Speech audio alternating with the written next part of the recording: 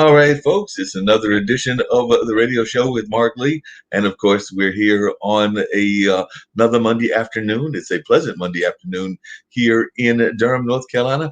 The weather is definitely cooperating on the outside. Had a chance to step out there a minute ago and was enjoying some of that cool breeze and all of that. And definitely was some great weather that was going on and was definitely being very enjoyed by yours truly. So I was definitely having a good time with that weather and enjoying the weather as it was coming along. So that's one of the things that was going on over here. I know a lot of folks are out there doing the vaccination, so they've been getting their vaccinations. I've still got to get mine. My brother had called me over the weekend to check and see where I was in that regard. So I might try to get it this week or no later than the following week. But I do know that that is on my agenda. As a matter of fact, he would like me to come and check out my nephews as they play some soccer matches. So definitely know that every other member of the immediate family has gotten it done. So I need to join that bandwagon as well. So I'm going to try to jump on that, like I said, very shortly. But that's one of the things that is going on in the community. Of course, there have been some incidences of violence around guns and things of that nature here as well. And of course, people are concerned about that. And on the national level, people are following the trial of the officers that was involved with the George Floyd case. And of course, we're seeing what things are going on the immigration front, and particularly with those that are coming from Mexico. So that's just some of the things that are going on here in our community. And of course, we're going to have some amazing guests here on the radio show with Mark Lee. And we're going to start off with Joanna Porheski, and we're going to learn more about what she's got going on as a business individual. And she's doing a lot of great things. Like I said, I've had the pleasure of meeting folks through the wonders of Potted, which is a great resource for finding amazing guests and all of that. And Joanna is a property investor as well as done some amazing things with business and life and all of that. So definitely now she's trying to help the business owners and professionals achieve their professional business and life goals faster and without in various ways. So definitely glad to have Joanna here with us and hoping to learn more about her. And then, like I said, I think the Crow, who is actually involved in some conversations around time continuum, might be joining us later on, time space continuum and things along that line. But right now we've got Joanna, and I'd love to hear what Joanna's got going on in her life and definitely what things are going on as far as where you are, and just tell us a little bit more other than what I did say about yourself. Thanks very much, Mark. It was a great welcome. Thank you. And hello, everyone. Joanna Porheski, thanks for the great introduction. I am actually based in London, so I might be across the big pond, but it's beautiful weather here as well. So some things are the same globally. We're having some challenges and discussions around getting our injections as well. So everyone here is also encouraged to get them and proud to do so. So that's a similarity as well. For myself, I have been in London, living here since 2002. And this was following 11 years in Poland as a child, and then we emigrated to Austria. So westbound in Europe, where I spent the next 18 years. So then the rest of the education, broadly speaking. And here I have been working in different jobs. So my professional career in London has been quite diverse, from private aviation through management consulting, different industries, to getting involved with property, and then resigning last year to focus full-time on property and also coaching, supporting people with reaching their goals, both in their business and in their personal life. How are you finding the property management is doing there in London and in other parts of Europe compared to, say, here in the United States? I know that here we've been seeing more and more apartment rates go up, but then a lot of corporate properties have actually been doing well in this pandemic era and everything. And of course, even with the apartment rates, there are some areas that are in freezes now, so that you can't do but so much in terms of like people that are behind in rent and things of that nature. But I was just wondering, how is that all being handled in London and around the properties that you're dealing with? Yes. So I think it's a great question because there's a lot of different opinions and facts on the table. The UK is in quite a specific position. There was something called a stamp duty holiday that had been introduced to prevent the property market from really crashing through COVID, all the circumstances. So actually, as opposed to the expectations and many of the experts and press views, what has happened is that the property market has been actually booming over the last few months because of that exemption. And the stamp duty is several percent of a property value, which all of a sudden is no longer part of the cost of the transaction. So it has become very interesting, not just for owners, occupiers, or buyers who buy for themselves, but also for property investors. So I am part of a mastermind within property, and we've had the challenge that we're competing no longer just against property investors in many cases, but also against owner occupiers. So it's been actually unexpectedly quite a hot market. Yeah, it sounds like it's been very unexpected and everything.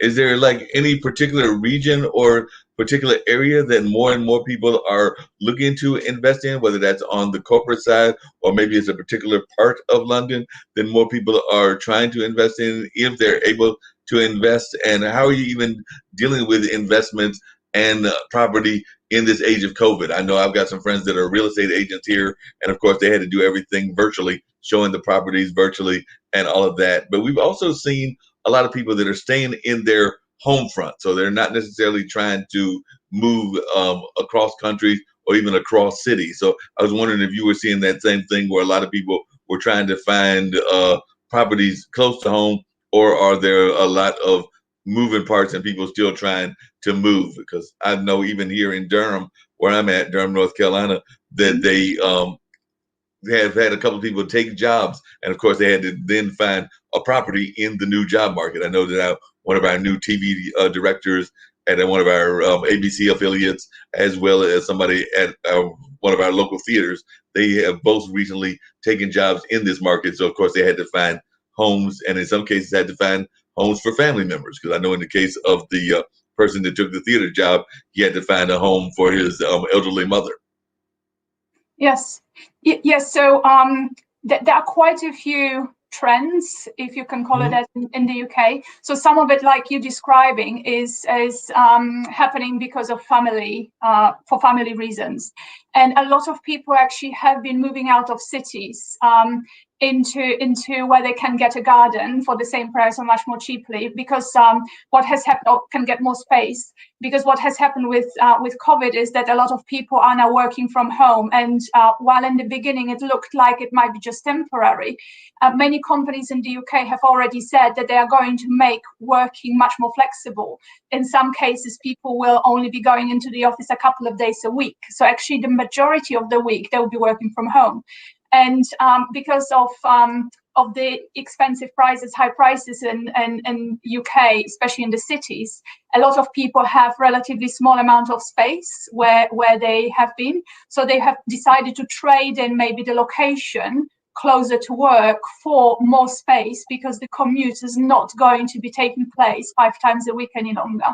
So that's definitely something that has been happening. And this meant also maybe they have been moving straight away closer to relatives further away, not just out of a city to get more space. The other thing, and that's quite different, I think, is that there has been a huge drive from the government side to actually decentralize. So this has been ongoing for longer and before COVID, but there's been a really strong push to create more with more speed, the so-called Northern Powerhouse. So this is the north of England, and then going into, well, Scotland, that is going to potentially vote again whether they want to be independent or not. This is still under debate. But really the north of England, which has traditionally had manufacturing, a lot of coal and the heavy industries, and has suffered a lot in the 80s and 90s. This has been really a regeneration effort, and there's now more and more money following those commitments and promises from the politicians.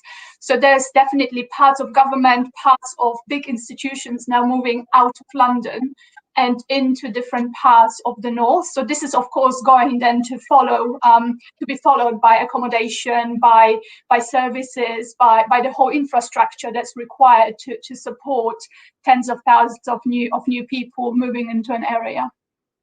Yeah.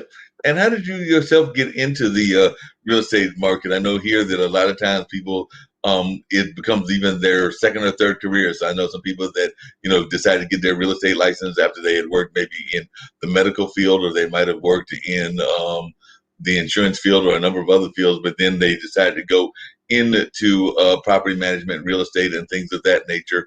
But then there are others that this was their first career. So what was your storyline for getting involved in this? It had a couple of twists and turns. So when I first came to the UK from Austria, I was a student. Literally, all I had was pretty much debt. And I didn't come first, I actually came back, because when I was first a student, I came here to study and also work quite hard. And I knew I wanted to come back just because I really liked the approach that I saw, which I found much more meritocratic than I had seen elsewhere before. So I wanted to live here, and I got the opportunity after I graduated. And one of the first conversations about property was with a friend. And he was saying, as soon as you have the job, you have to get on the property ladder. And for me, it was such an alien concept, where I didn't come from a background where people really owned their accommodation, their homes. And in Austria, you can very safely and securely live your whole life without buying a property. And financially, it's not a driver. Whereas in the UK, very often people who buy property, assuming they have a deposit to put down, right, it's actually cheaper to own property than to rent property. So it's a very different setup and very different drivers. So when my friend said, just get on the property ladder as soon as you can, and all I had heard about before is like, minimum £200,000, and I had like 400 in my pocket plus debt. I felt so stressed. I actually cried. I still remember that moment, because I thought, how can I ever achieve that? Hundreds of thousands of pounds. And back then there was still, we came out of the Austrian shilling. So every pound was 20 shillings. So 200,000 pounds was like 4 million Austrian shillings. So right, I thought, like, never ever in my life am I going to have that much money, be able to afford it. And then, of course, over time, when I understood better how things work, then I started realizing, what job I will need to have a certain deposit, which I then got. And the last funny story is, there's a program here. How I educate myself originally about property is there's a program here called Location, led by two, a man and a woman called Kirsty and Phil. And they tell people, they help people to find properties and get the right deal and find their homes. And my takeaway from that was, buy always the worst property in the best location.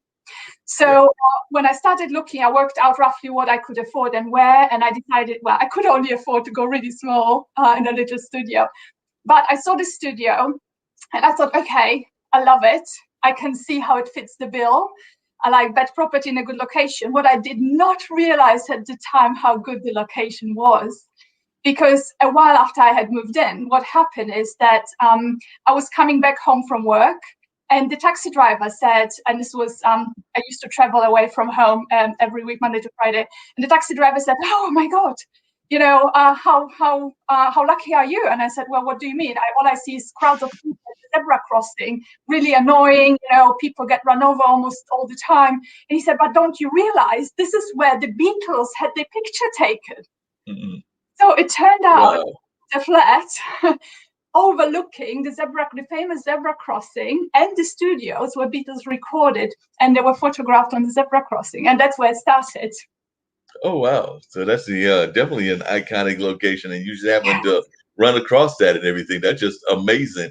One of the things that I know that is talked about here in the United States is this whole concept of generational wealth and everything. Is that something that people try to encourage folks to do there as well, which is mean that you try to get property or you try to get something that you can pass on to the next generation whenever that generation comes into your being and everything? So is that something that is also encouraged there in London and in other parts of Europe?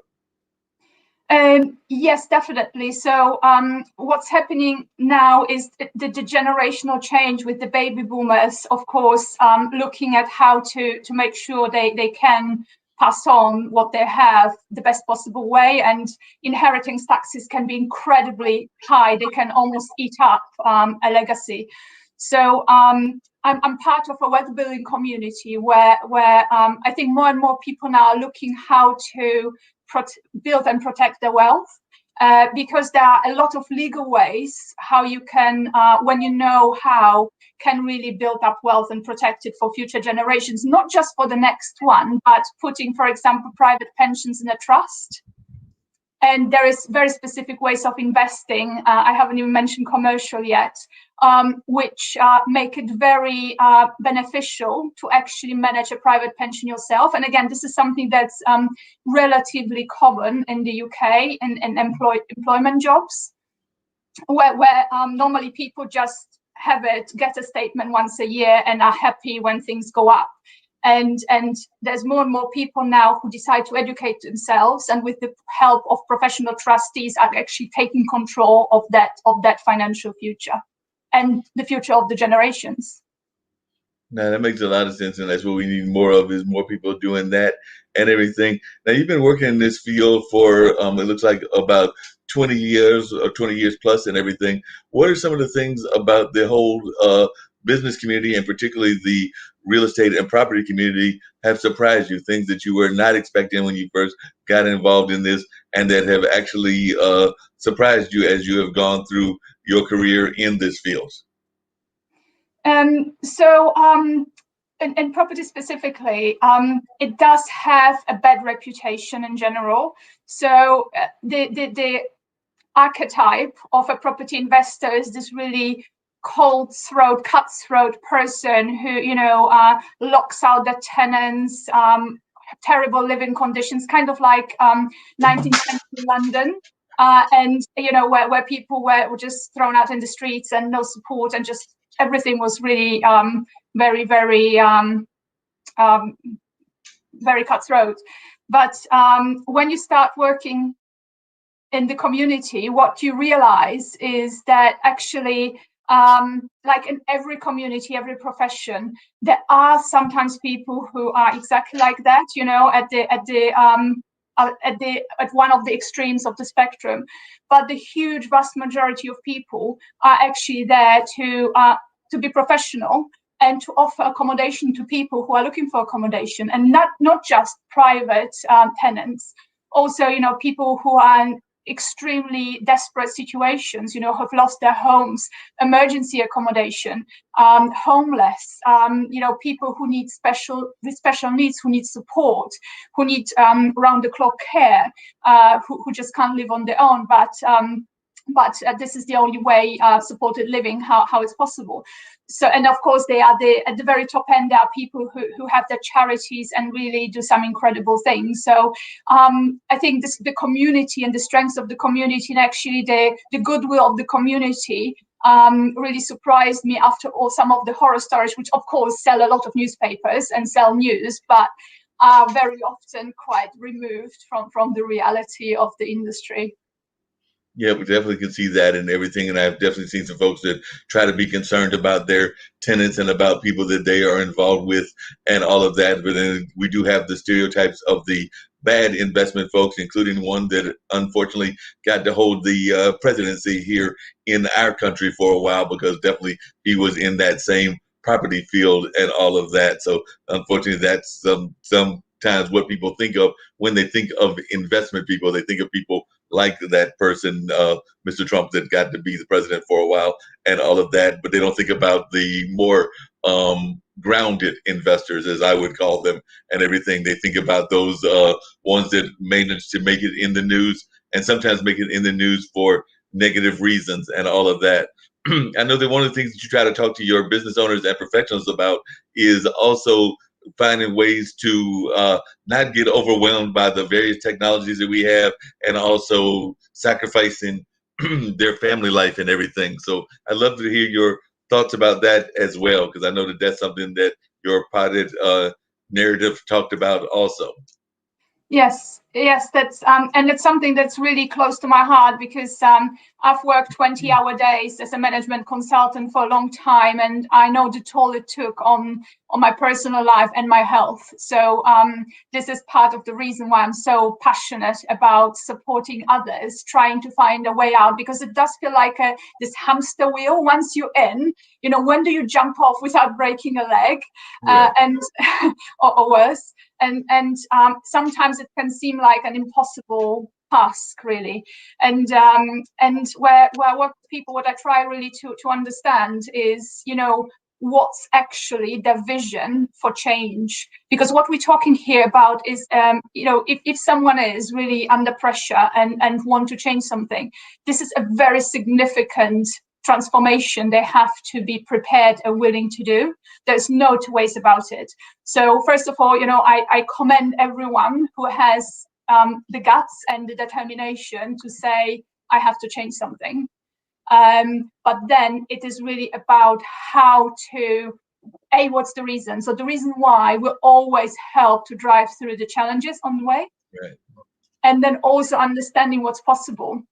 So, I will never be the Queen of England, for example. So this change would never happen for me. But if I said I want an honors, for example, because this is a recognition of the contribution to charity, to other people, that's something that I can work, and I have to admit, work towards. That's a huge ambition of mine, to be recognized for how many people I'm able to help. So it's about something that might be, quite challenging and maybe far out, but still possible to achieve.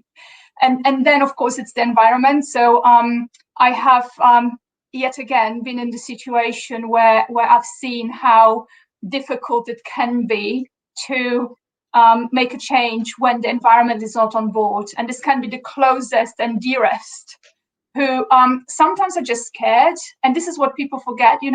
When you talk about change, people are scared you're going to leave them behind, that you might all of a sudden becomes this different person who no longer wants to be with them or will love them, or, wants to socialize with them. It's quite important to consider the other point of view and really try to walk in the other person's shoes, because very often comes from a place of love, even though it might not feel like this. So really understanding and having that open conversation and speaking about how it's going to not just change, but improve everyone's life over time. I mean, this is always the assumption, it's for the better. And really trying to have this journey together, not to just step out and everyone feels left behind. Because when you step out, the reality is everyone does get left behind, right? Unless they come with you.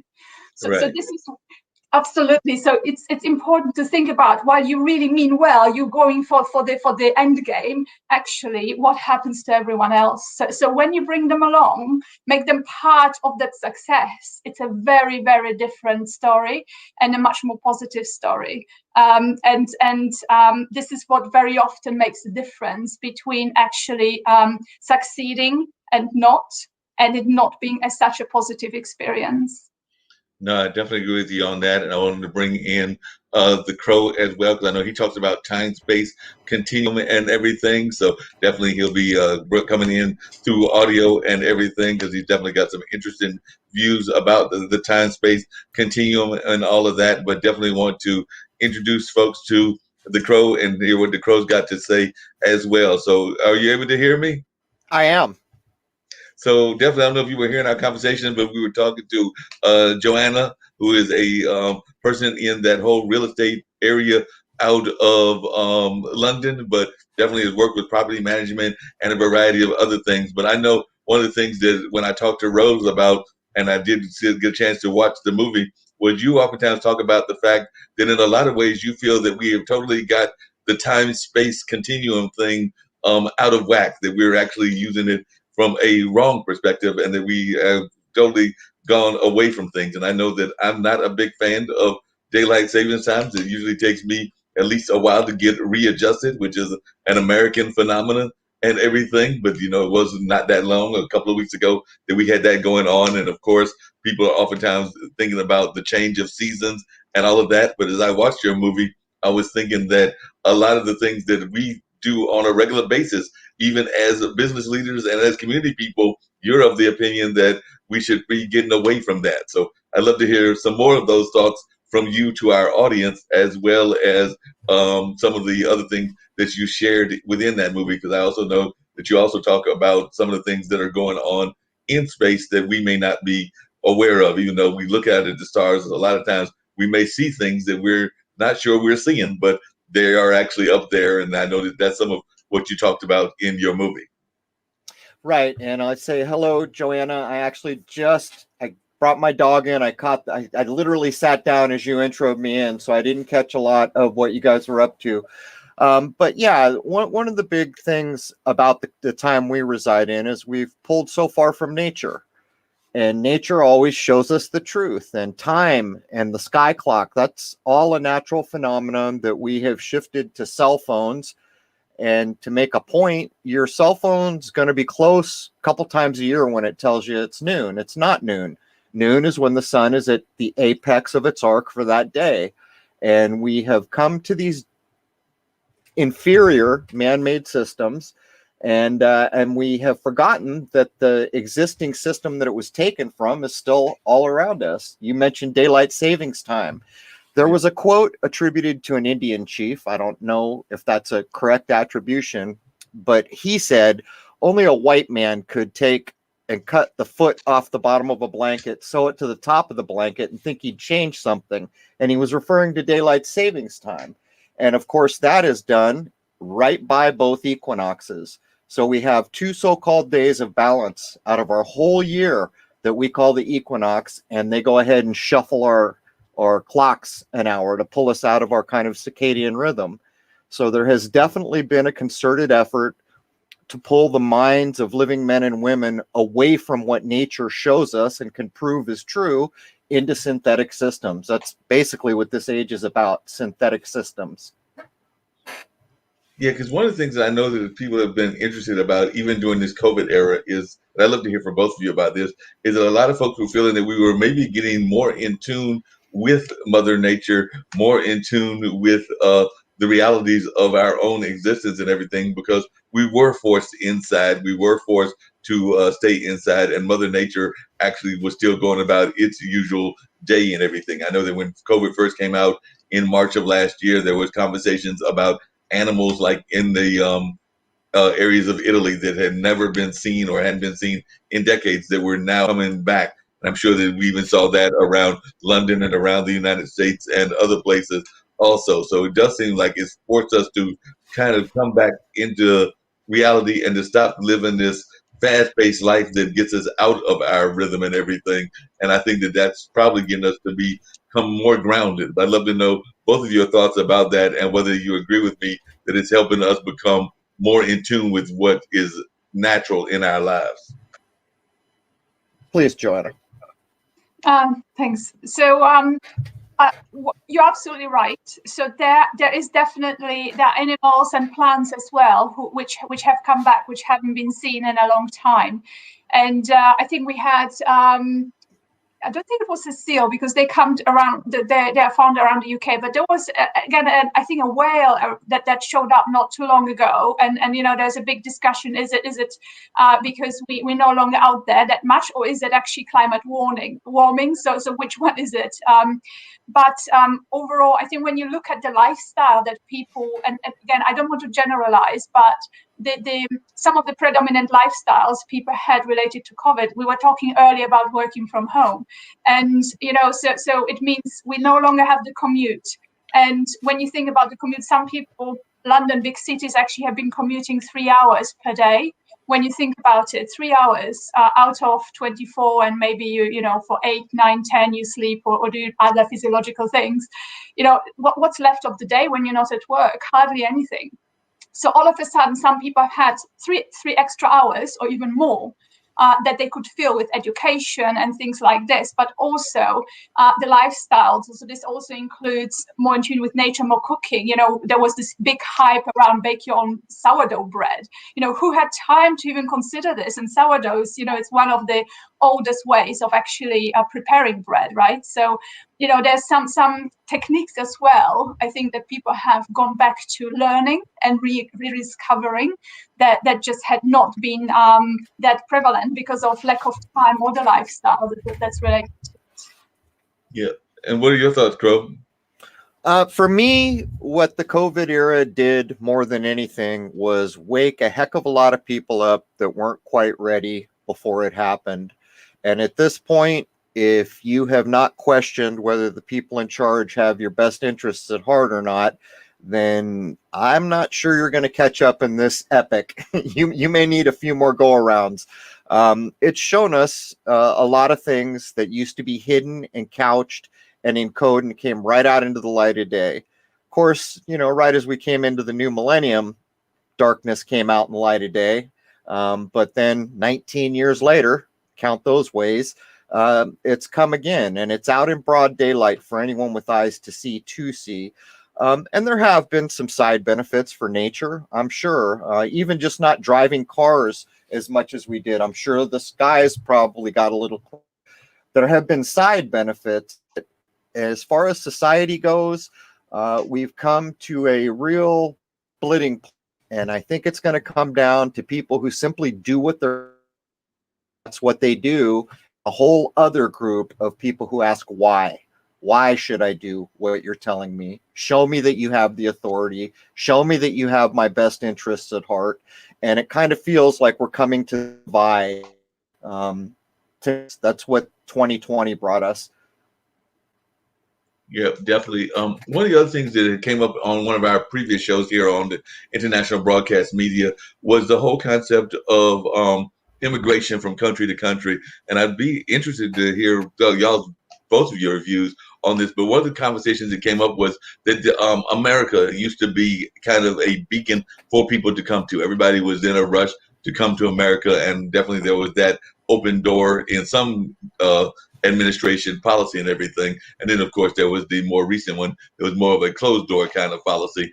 But now we're finding that more and more countries are not necessarily even wanting to come to America. They're actually becoming more and more content with trying to develop their own communities in whatever cities they're in, or maybe even immigrating to other places that might be more adjacent to them or that are of a different lifestyle. So do you think that America is still the icon of places to visit in terms of immigration, or do you think that it has lost that luster lately, partially because of the things that even the Crow is talking about in the sense of some of the administration and all of that? But I was just wondering, for both of you, I'd love to hear your thoughts about America as kind of the leader in the well, it was definitely the leader in the Industrial Revolution, but I guess the leader in the technology revolution, and whether it still has that top dog status.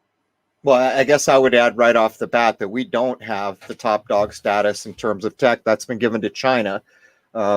Jason and I did an episode, I don't know, it's been a couple of years, about the onset of artificial intelligence.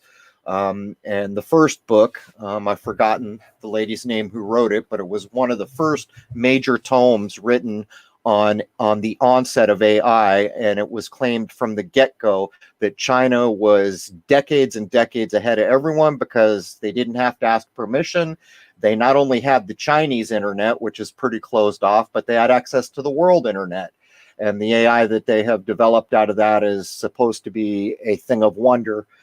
Although I'm not very impressed with synthetic systems that throw the rights of living human beings by the wayside, which is what most of this technology is doing. But to get back to the first part of your question, we've lost some of our luster, but that's by design. The so-called leaders in this country have taken a very cold eye. If you go around America, and I'm over half a century old, you will find that we don't have culture here. We like some movies and we watch some TV. The culture that you can find in America has mostly come from older world immigrants.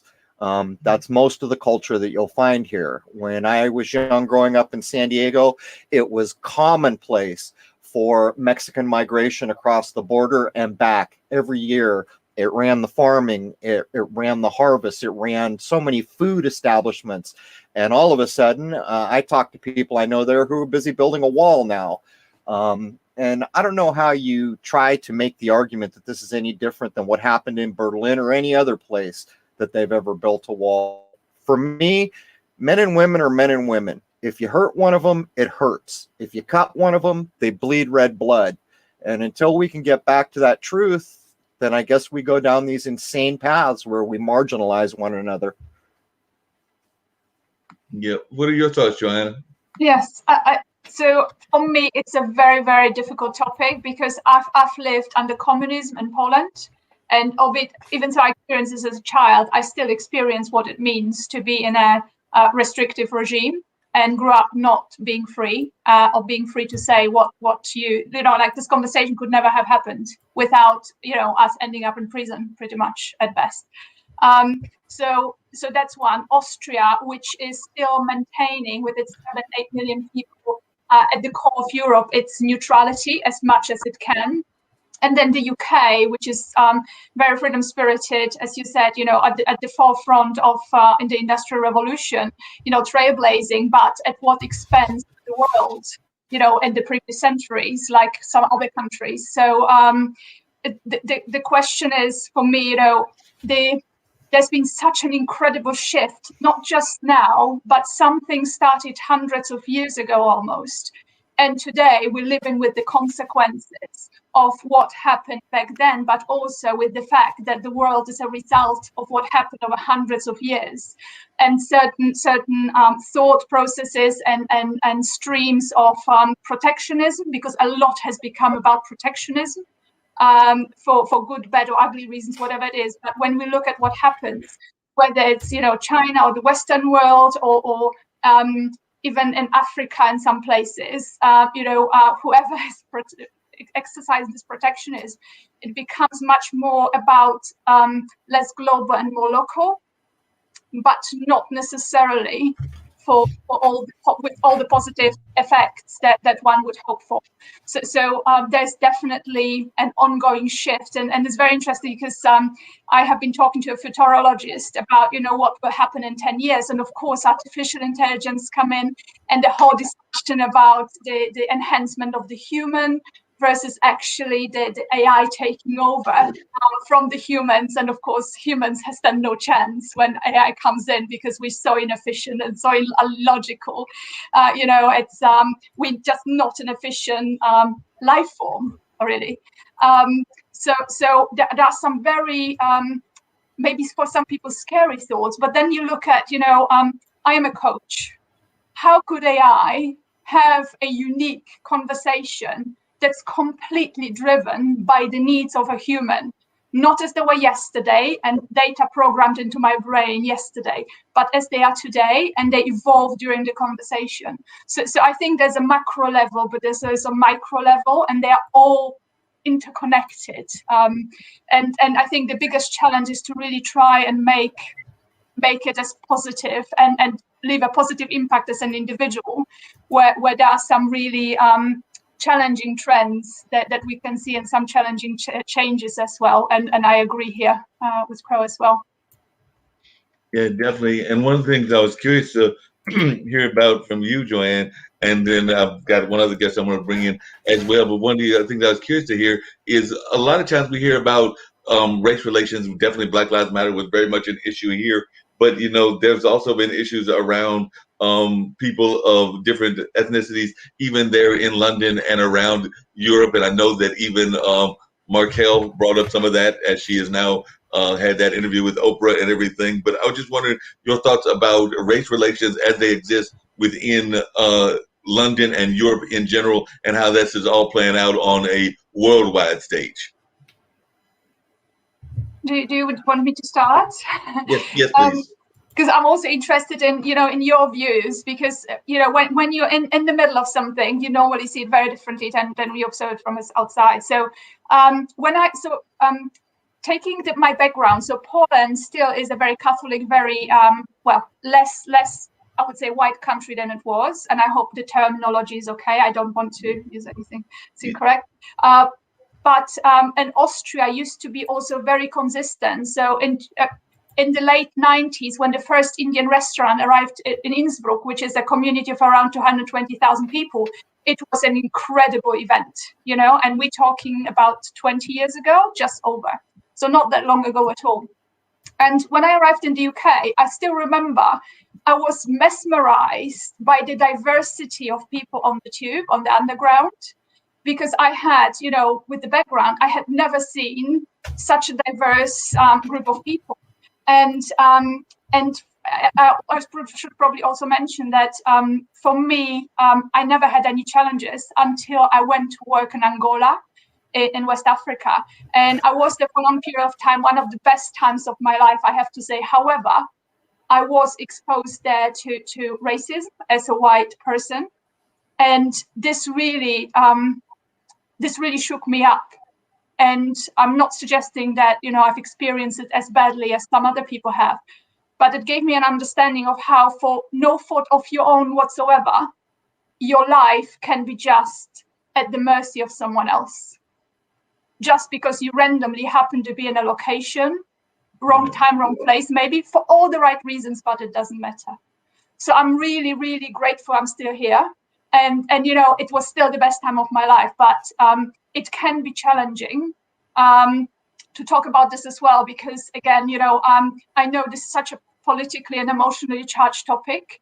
And I really hope that all the sacrifices that have happened and all the victims, it will bring a better future and a better understanding and support for each other as humans. That's my genuine hope. No, I definitely agree with you on that. What is your thoughts, Crow? And I definitely want to get back into some of your thoughts about where we are with space travel and some of the other things that I'm going to touch base with as well. But in terms of race relations, where do you think we are and everything? I'd love to hear your thoughts. And I also want to bring in Fabian, who is a business coach as well as and doing some things in that space. But definitely, I'd love to hear some of your thoughts, Crow, about where we are in terms of race relations in this new era. Well, we're in a tough spot because corporation runs the show in America and corporation runs the news. And the news has engaged in playing the race card nonstop to inflame people. I even through the city that I'm in, and I'll see signs that say things like "No lives matter until Black lives matter," and it's gotten to be a bit much. The idea that somehow if the people in charge really wanted to make a difference, they couldn't pick up a phone and tell every police chief in America, it's your job if you don't do what you're supposed to do. It wouldn't be that difficult. But what we see night after night is the coast to coast news comes on and they inflame race relations, and they do it intentionally. There's a difference between seeking a solution and going an honest route to try to get an outcome that's beneficial, or simply playing the abortion card or playing the race card or playing the religion card. They have this whole deck of cards that they just continually flip over to inflame and make things worse and worse. We see this with guns right now too. The news in America does everything it can to cause upset minds and unstable thinking with how they do coverage of guns. But this is the era we're in. Corporations run this show now. Even what we call the federal government is in fact a corporation. And last time I checked, a corporation serves one entity. They serve the shareholders, not the customer, not anyone else. So we're in a rough spot right now that we've got to get through. And it's because of massive multinational corporations pretty much running everything that matters right now. Yep, definitely agree with you on that. Fabian, know that you were listening to some of the conversation. Want to know your thoughts, particularly around Black Lives Matter and definitely how we're going in that regard.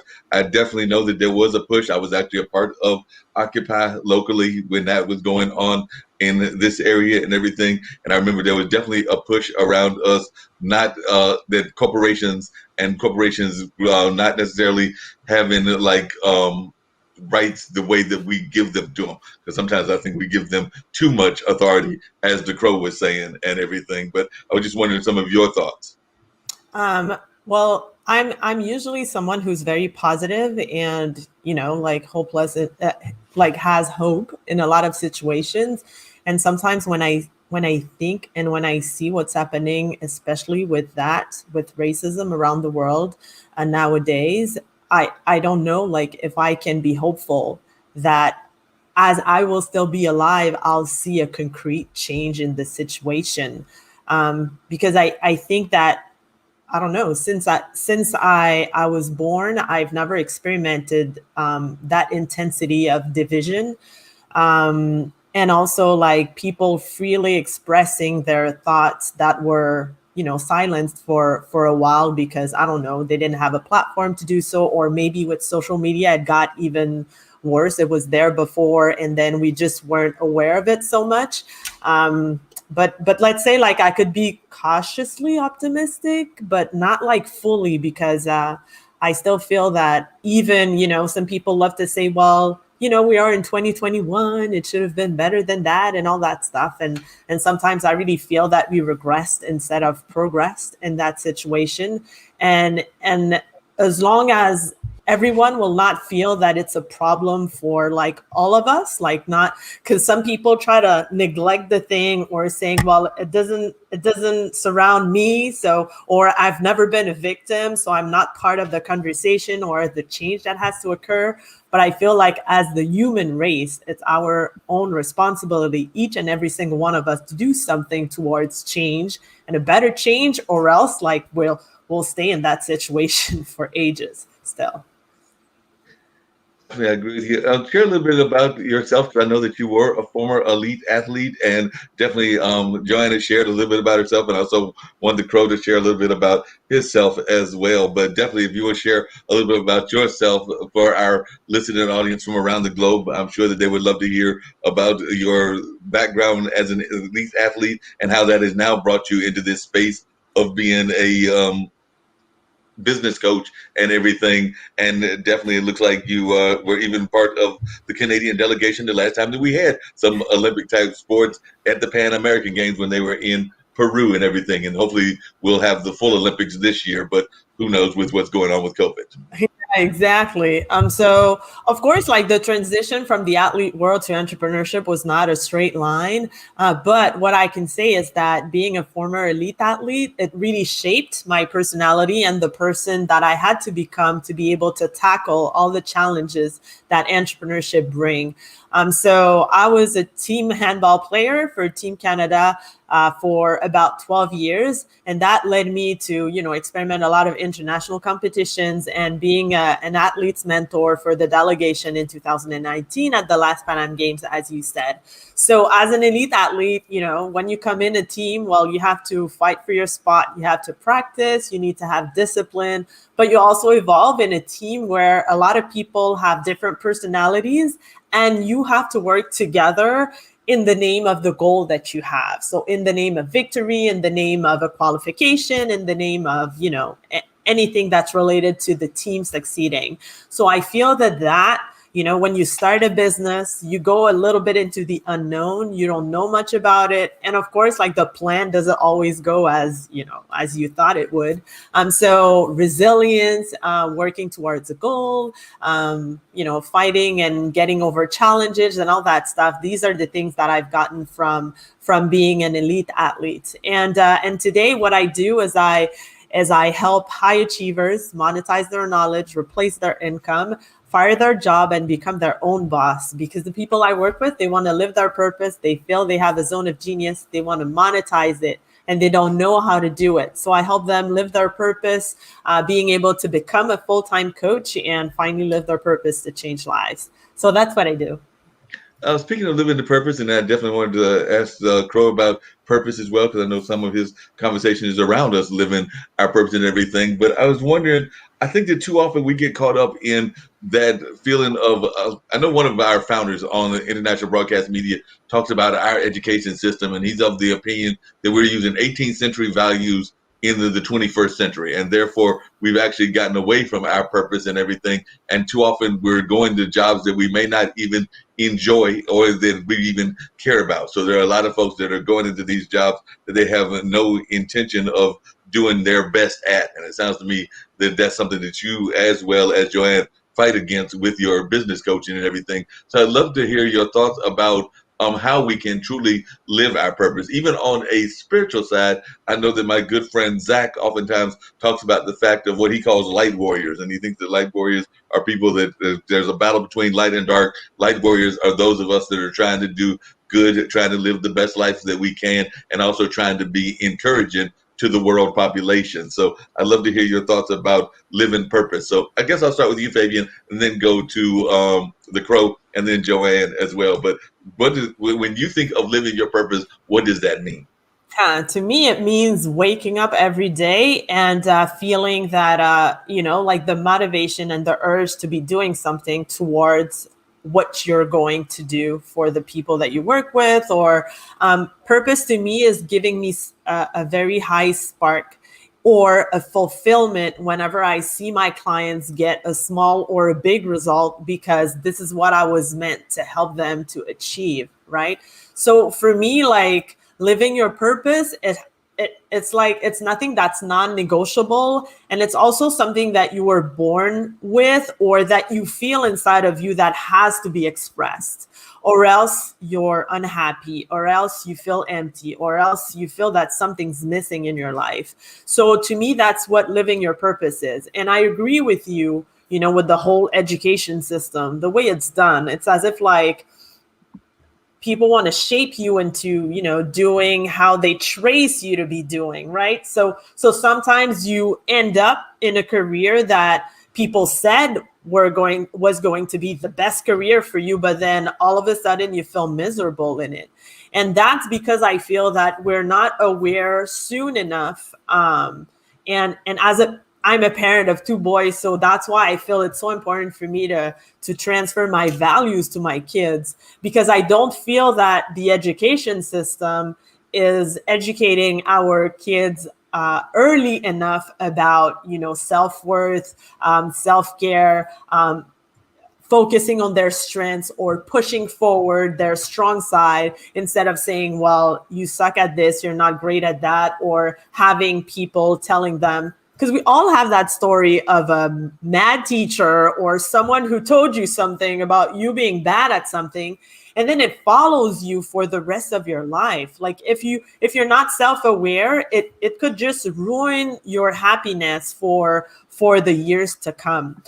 So to me, like, yes, it all starts like very early in education, and I feel that as parents, this is right now our responsibility to make sure that our kids are aware that they have gifts and they have a reason to be here, and a career or a purpose that they can fulfill eventually, and we are the best guides to do so. So yeah, to me, it's what living your purpose is. Yeah. Crow, what is your thoughts about living your purpose? Like I said, I mentioned my friend Zach that oftentimes talks about the light warriors and the folks of that nature. And to me, that is part of living your purpose, is living it not just on the job side, but also on the spiritual, the emotional side, and a number of other sides as well. Well, in my view, living men and women are spiritual beings, but we're all at different levels. So for me, it's pretty simple. It comes back to the golden rule. We live in a time when things have gotten very off center, and there are very ancient ideas like the golden rule that are so basic and so simple. And that's what I put at the top. So often we go out and we'll see a church that says, oh, gay, lesbian, this person, that person's, or don't pick on African. No, they're all human beings. Why do we got to keep labeling everyone? Get back to the golden rule. Look at an individual, treat them as you would like yourself treated, and we can move on from there, because we spend a lot of time segmenting society with labels and running just hateful news all the time to inflame emotions. And I think we need to transcend these things and simply go back to the golden rule. And teaching in school, when I was in school, when I actually first time I heard about the golden rule. Just as important today as it was then. Yeah, it's interesting you mentioned the golden rule because I remember this was years ago because probably about 7 or 8 years ago. But there was an ABC, I believe it was one of the networks. Is one of the times that they might have done something correct as opposed to some of the things that they've done incorrect. And I definitely agree that the media has done some incorrect things throughout history and everything. But one of the times they did something really good was they did a piece about religion and they looked at Eastern religion, they looked at Western religion, and the general conclusion that this famous anchor had, and I can't remember whether it was Peter Jennings or Ted Koppel, was basically that all of the religions basically have the same uh, rules in terms of the same principles, which is that golden rule. It's definitely a couple of other things that I think we all can agree with, like respect your parents, respect your elders, and a couple of other very basic rules that are all the same rules within all the religions. It didn't matter whether it was Muslim, whether it was Christianity, whether it was Judaism, whether it was one of the Eastern religions, or even some folks would even argue those that practice no religion try to live by most of those rules as well. So I was just wondering, Pro, your thoughts about that, the concept that we've gotten away, even in the religious houses, from, as you said, so many of them are divisive and they have this kind of like attitude of my way or the highway. Last time I checked, there were like, I think 12 tribes in the Bible and everything, but sometimes people give you this attitude that it's got to be only their denomination or their way is going to get you to the golden gates and everything. So I was wondering your thoughts on that. From my point of view, all beings are spiritual. Sooner or later, they have to take the spiritual route. And we're not special because we were born in some part of the world. We're all human beings, regardless of where we were born. In certain parts, their spiritual traditions will be different, but I almost view it as a computer operating system. Whereas if I'm on this kind of computer, the way that I've been shown it will work is with this operating system. In some ways, spiritual traditions are like that. But if you take a closer look, and I have for much of my life, what I find is more in common than more not in common. And as you said, sometimes those individuals and some of the religions I'm familiar with in the United States, they're very divisive, implying that their way is the only way. And I don't agree with that one bit. That's a bit like saying I'm a special human and those humans over there weren't fortunate enough to be born where I was by this particular church. I don't buy into those things. And I'll tell you another thing. Some of the kindest people I've ever met are very different than me. And some of their traditions and cultures have taught me more about the world than anything I ever learned close to home. So I think we need to get by these kind of ideas that somehow human beings are different from one another. At the base of it, we're all the same. We're trying to do the best we can here.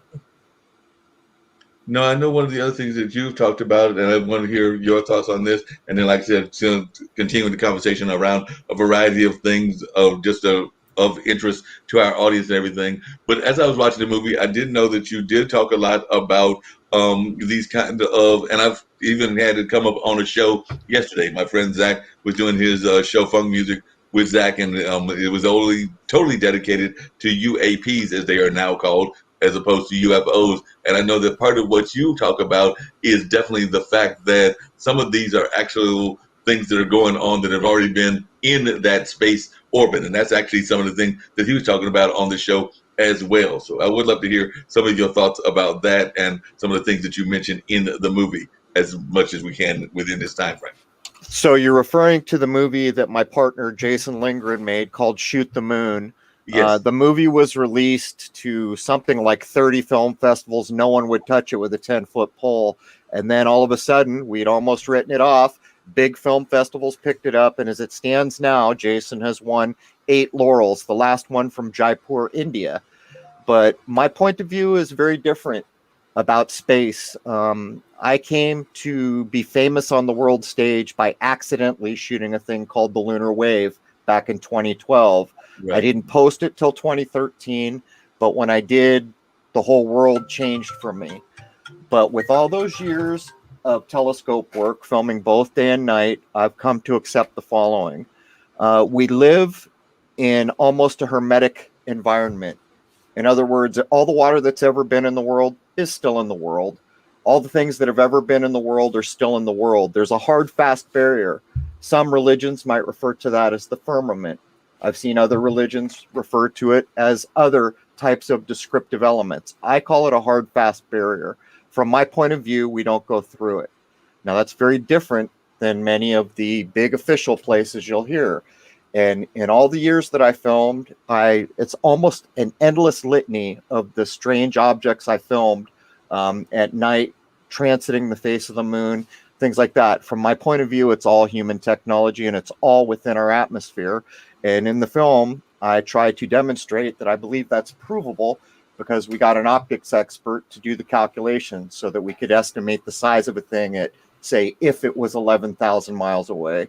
At some point, the Huffington Post took umbrage with me, and they got a guy from MUFON. I think it was the head of MUFON and an FBI guy. Not sure what an FBI guy knows about telescopes, but that's who they got.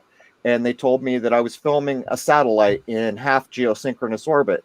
So that's how it all started. I got an optics expert. We exactly calculated the camera, the CCD chip of my camera, stills versus video, the telescope I was using, and we calculated that if the Huffington Post was right, the little tiny object I shot would be something like 3, 4, 5 times the size of the supposed ISS. And we actually demonstrated that this is within our atmosphere. It's not that far away, and we began to have conversations about if space is this many 100 miles an hour, because no one seems to know exactly where it starts, but if it's 200 miles an hour, can you see a thing 200 miles away with just meager equipment?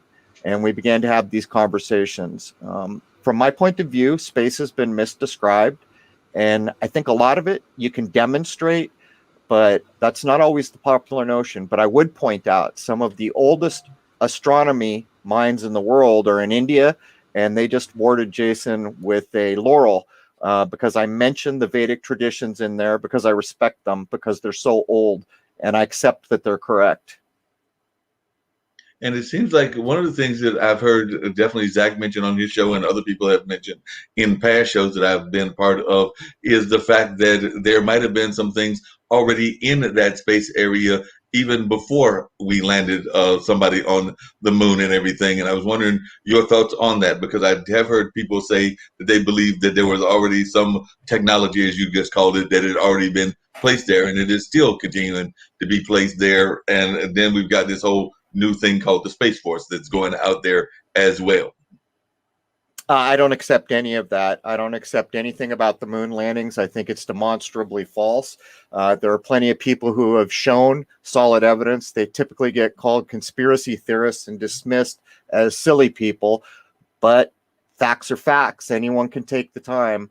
And what we tend to live in a society where you just believe in things. You decide to believe in a thing.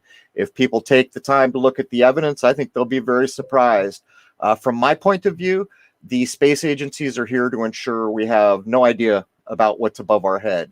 That's my very dim view. And that's from years of firsthand telescope experience and then challenging the narratives that we've been handed. And by the way, as far as the moon's concerned, I think it's better described as a luminary, like the very old cultures used to call it. Oh, wow. I hadn't even thought about it in that regards and everything.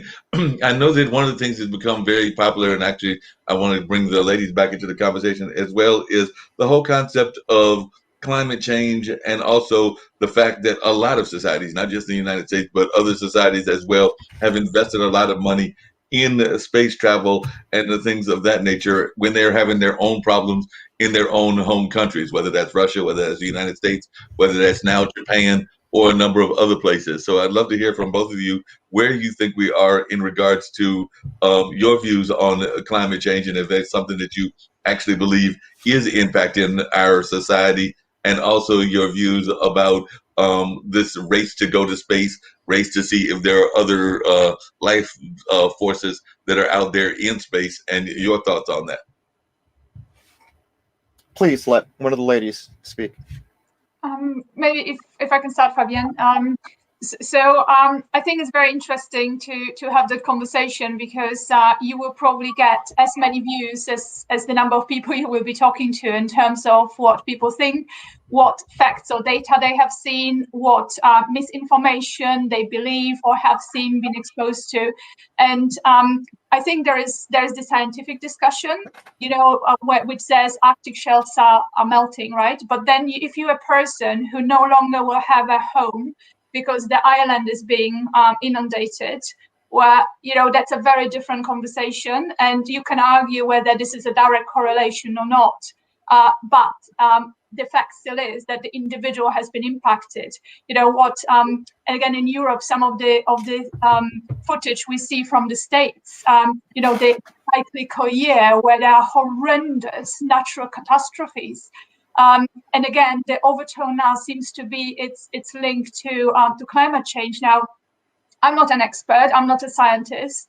I know that when I was growing up, school, for example, it was all about animal cruelty. No one was talking about the environmental changes and the big impact.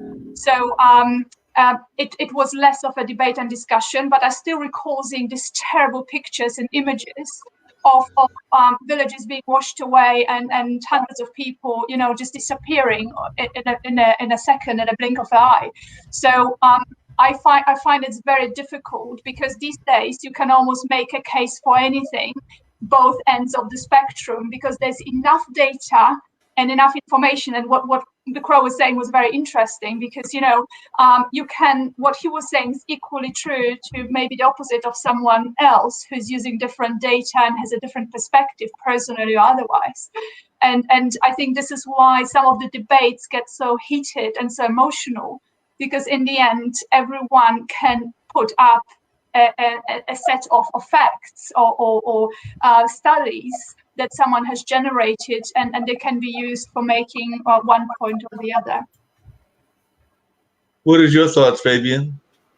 Well, like Joanna, I wouldn't say that I'm an expert at it, and I don't have all the information on all the topics, but what I would say is that, again, it's everyone's responsibility, because we witness those changes all around the world. And I feel that it all starts with the way we consume, the way we treat our environment and our resources.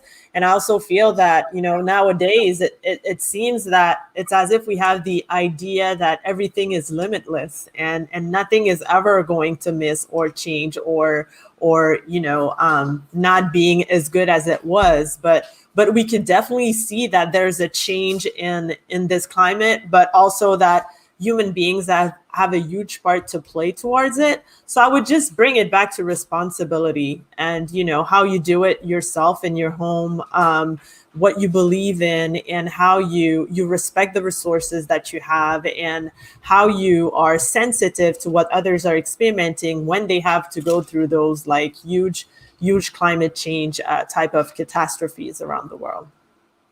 No, definitely. I know the Crow said he's got to bounce off in a minute, but I will stay on with you ladies and everything. But I was just wondering, Crow, if you could tell me a little bit about some of your other thoughts about what's going on in the world in terms of the corporate America. And also, like I said, my friend Zach, when he was doing his show, was talking about UFOs, and he is of the opinion that he's actually, he calls himself a hybrid. So he actually definitely believes in the concept. But I was wondering, do you think that we're the only ones here? Or do you think that there are other beings that we should have contact with, and your views on that?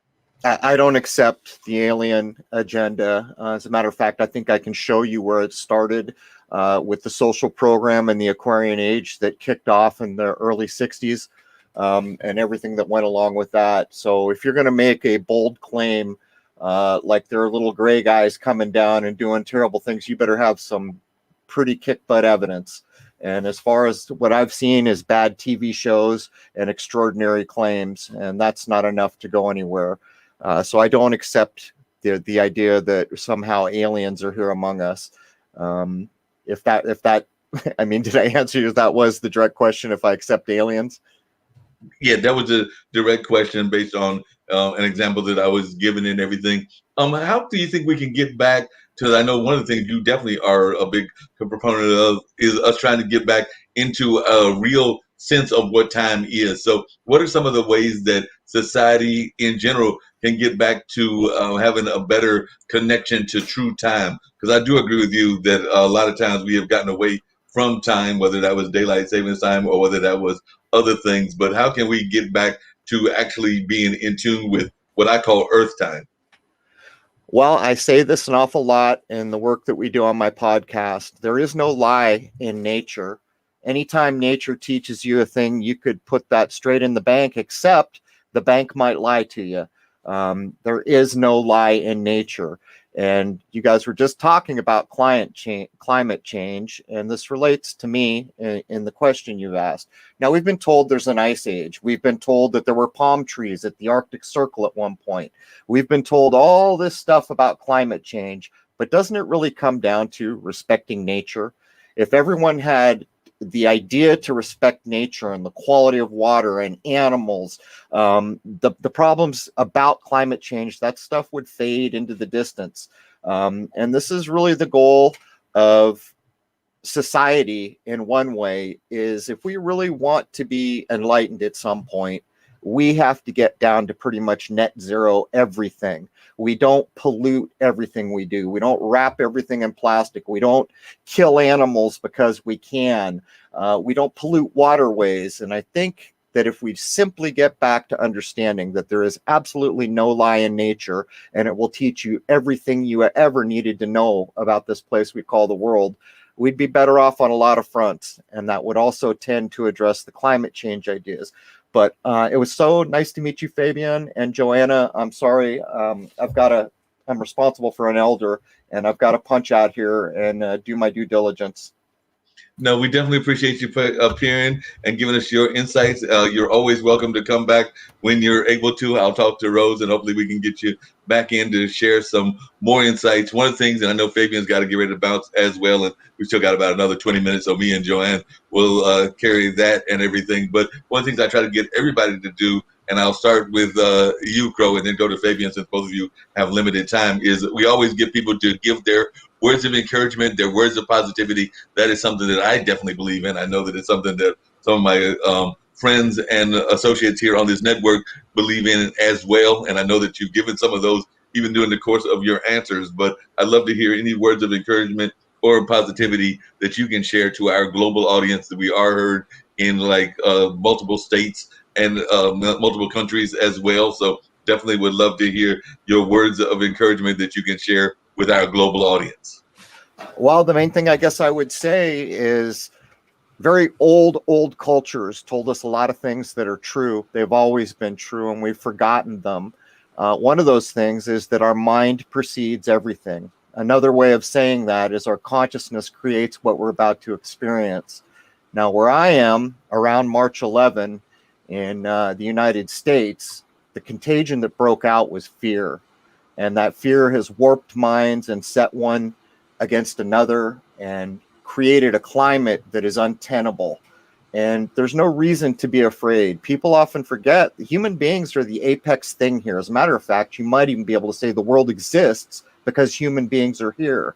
We're responsible for things that go on here. But more than that, we're responsible to each other. And if we keep turning on our TV news and being scared until we just want to quit, things are not going to go well. So I would say shed your fear. There's no reason to be afraid of anything, particularly another human being. This idea that somehow if I touch another human being, I'll drop dead is laughable and ludicrous in my view. That's my point of view, to make it clear, to not cause trouble for you. But when people ask me what I think, I will tell you exactly what I think. The main thing is our minds do precede everything, and a fearful mind is not going to produce anything worth having. So again, it was so nice to meet you all, and I've got to get going. I'd like to wish you all a happy, healthy, and higher-minded new era. Thank you. Definitely appreciate that. Also glad that you gave a shout out to the Native American population, because I have African American blood primarily, but I definitely have some Native American roots as well. So I definitely think that some of our ancient societies are some of the ones that have the correct answers, and sometimes we don't give them enough just due. So I'm glad that in your research and in your work that you are giving them that just due. hey man, if you're right, you're right. And we tend to act like if it didn't get invented since Einstein, then it's not worth thinking about. But I've got news. These older cultures, they knew a thing or two or three or four or five. It goes on, and we shouldn't forget that. I've learned a lot from indigenous civilizations. No doubt about that. And definitely, like I said, look forward to hearing you back here in the near future. Fabian, I know you've got to get ready to bounce as well. So definitely, if you'll share a little bit about some of the things that you've got going on tap that you want to share with our audience, as well as your thoughts of positivity and encouragement that you would like to leave as well. Because I know we've talked about a lot of things even before you jumped on.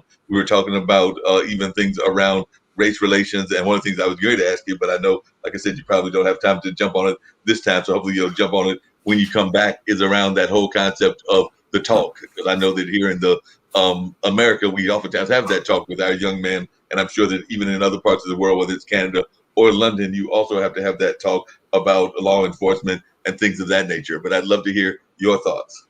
Yeah. So the message and the positive message that I would share is it's a quote from Maya Angelou that I love, and it's, people will forget what you said, what you did, but they will never forget how you made them feel. And to me, like, relationships are important. It's kind of like the core of, our society, our relationships in personal relationship, friendship, colleagues at work, business relations, and all of that. And and I think if we could just think about, treating others like we would want to be treated, which is very simple, but not always easy to implement, well, I feel that we would be in such a better place in this world right now. So that's my positive message for the world, like just caring about, your neighbor or your mate or your partner or your kids, and think about, how you react or how you act with them. Is that the way you would need or you would want people to interact with you? So yeah, that's what I wanted to share. I appreciate it. And also, how can folks reach you, and what services would you be able to offer them if they reach you? Because I know both you and Joanne are in that business coaching space, but definitely just share a little bit about your business side as well. Yeah, so to connect with me, fabienraphael.com. And mostly I work with people who are professionals and they know what their zone of genius is, but they just want to actually make money out of it and they don't know how to do that. Plus, like, they feel that it's something that they need to share with the world. It's more than just making money. It's about living their purpose, and it's also about changing lives and feeling fulfilled with what they want to do. So people that I work with, they're high achievers. They're not afraid to do the work. They feel that it's a duty for them to actually share their voice and their gifts with the world. And yeah, so I take them from not having a coaching business to actually having a coaching business, clients that they serve, success with their clients, and eventually being able to leave an unfulfilled job if that's the case for them. So again, to reach me, fabienraphael.com, and the platform where I'm there the most is on Facebook. Okay, so definitely they can reach you on Facebook as well as maybe LinkedIn and some of the, and definitely Potted, which is where I found both you and Joanne and everything. So definitely glad to know that. One of the things that I had asked Joanne at the beginning of the show was things that she had learned in her career that surprised her. Are there any things that you learned in your career that surprised you, or any lessons that you brought from the athlete world to your current career that also surprised you? Oh, it's my capacity to overcome challenges and to embrace change. Growing up, I never thought I would be an entrepreneur. But nowadays, like, when I think about my personality or how I was geared, like, I can definitely say I was born an entrepreneur, but I ignored it. And until I faced, like, my first, let's say, life challenge or something big that I did to get out of my comfort zone, I realized that I had more skills than I thought I had. And that actually helped me to move on and being able to, be more resilient and tackle more challenges in my life. When they come, I'm not afraid to to go towards them and to do my best to overcome them. And if I don't, well, it's just something that I learned, and it's part of my journey. So yeah, I think the greatest surprise was to realize that I had that potential, but I just didn't know. So sometimes in people, they feel that they can't do it, or it seems that too much of too much work, or it's too unknown. But as soon as you dive in there, like, this is where you discover parts of yourself that you never thought that you had. And I think that's what's wonderful about the entrepreneurial journey, is that it's such a great personal development experience. Yeah, definitely. What advice would you give, Joanne? What advice would you give to Fabian, that is also in that business coaching space? You've been a business coach for 20 plus years, so both of you have been in that space. So advice of each other. So what advice would you give her? And maybe she'll give you some advice as well. So I think business coaching and coaching in general, it really is as valuable as the interaction between the client and the coach. So I think judging is a harsh, maybe not the right word, but looking at your energy that you bring in. I'm really jealous of any client who works with you, hence Will. So finding that energy, and really everything that you've said around applying the lessons from the competitive sport and how they apply to what you have been doing and you are doing. This is fantastic, and I think not many people get this kind of opportunity of insights that you bring. So I'm really honored to have been here with you. Thank you.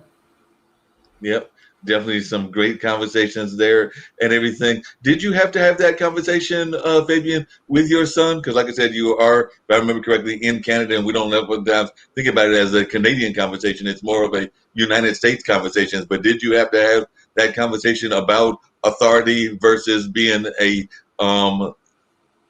black male in Canada? Or is that a conversation that also exists there in that environment as well? It absolutely does. And I had like some family members, being victims of that, being just arrested for checkup, like just regular checkup, but they haven't done anything wrong. To someone I know also like being attacked, but he was actually, that was in the States, police officers in the state. He had done nothing wrong either. So yes, of course, we definitely had that conversation with my oldest, because my youngest is only 3 years old, so not yet.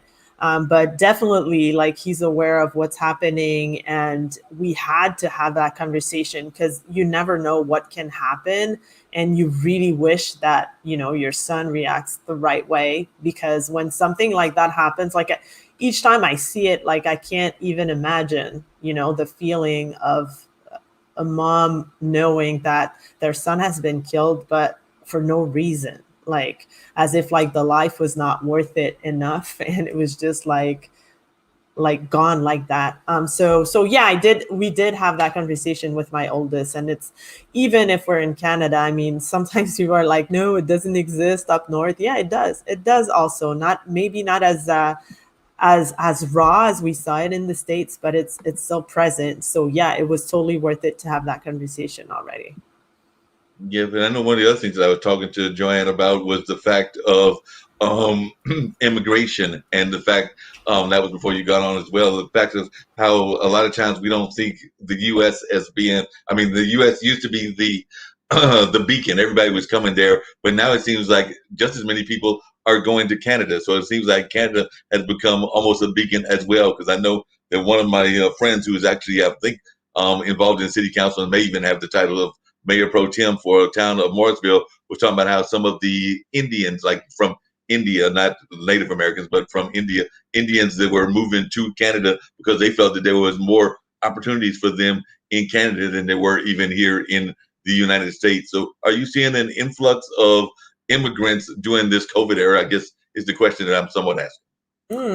Well, I guess there are, and I can't state this for sure. But I know that Canada has a great reputation about like the quality of living when people come in here. But then but then also, you know, that there are the thoughts that people might have when they want to come here, and then when they get here, of course, they have to face any type of challenge that any immigrant would face, you know, with like learning sometimes a new language or adapting to a new culture, finding a job or starting a business if that's the case, and all that stuff. So to me, like, that's all I could answer, because I don't have like those right exact numbers about Right. like if there has been an influx or not. But I do think probably yes. I would say yes, but not sure.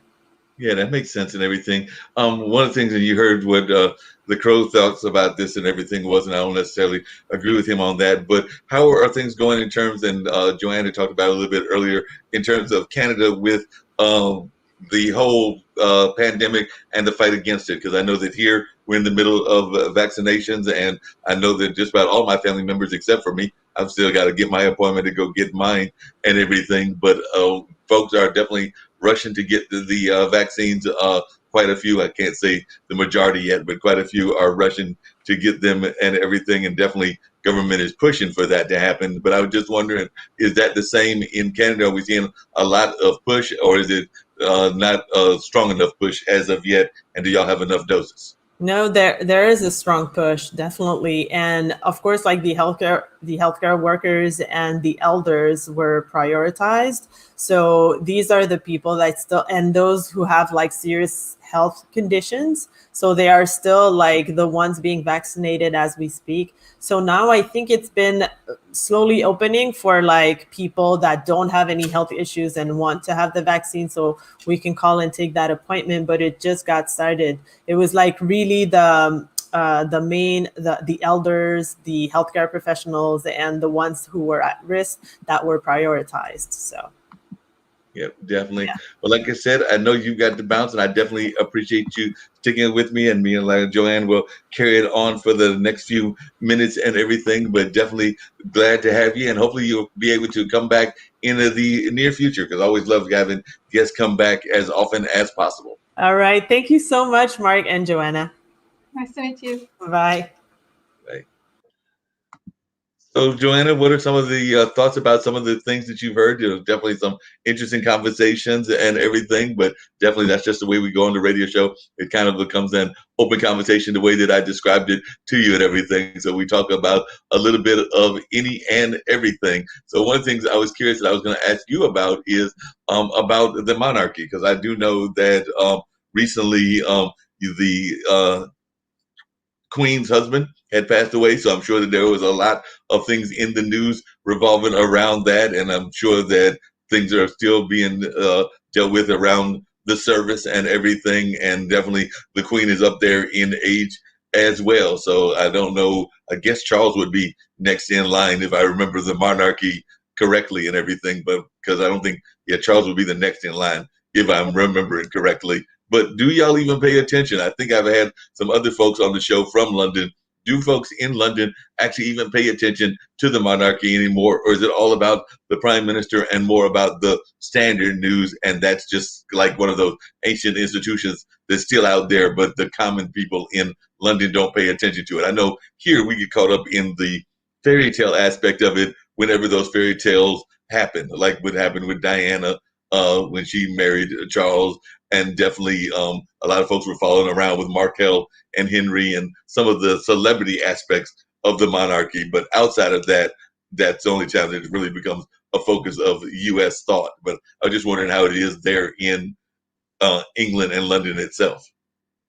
Yes, it's very interesting because you mentioned fairy tale. It seems in real life, every fairy tale actually does have a gray cloud Right. overshadowing it somewhere when you start looking at it and look at it over time. But when Prince Philip died, past at the end of last week, there was a huge emotional response from a lot of people because he's been called the nation's grandfather, and what has been mentioned a lot of time was this great life of service as the companion to the Queen, because he wasn't king.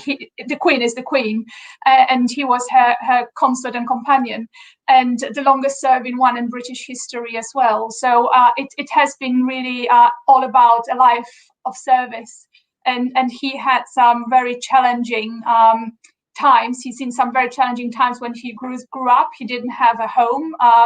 He had to move around a lot, and he actually used his experiences to found a great institution, the Prince's Trust, which is really looking at how to support young people, especially in challenging circumstances, and there is a way of showing commitment and developing skills and pride in them, which again, some interviews have been shared with people who have been through that scheme and said it saved them from going into the wrong direction in their life.